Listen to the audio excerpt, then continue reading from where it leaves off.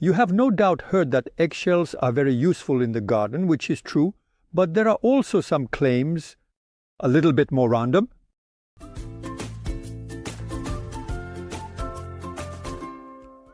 It is not false that eggshells bring benefits to the garden.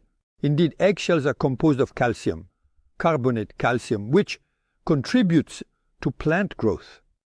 It is true that calcium helps fight against blossom end rot in tomatoes, eggplants or peppers.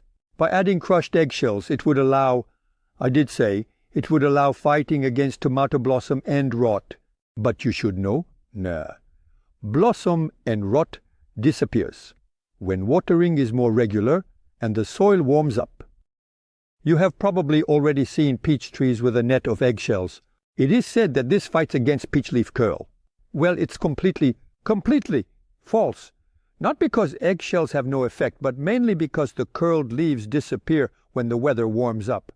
That is to say, we have leaf curl in the spring with cold rains, and as soon as June comes, as soon as the weather warms up, the leaf curl disappears naturally, with or without the eggshells.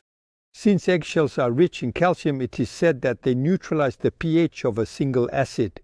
But you would need such a large quantity to raise the pH that you would have to eat omelets every day. Also, you see on the internet that eggshells are said to be very effective in preventing slugs from eating plants. It would create a natural barrier because of the scales. Well, I did this experiment, but believe me, slugs go over the eggshells during very rainy periods. These eggshells have an origin, which is the chickens. Well, why not return these crushed eggshells to the chickens in the coop? It will help them produce new eggs. So, crushed shells are excellent for compost.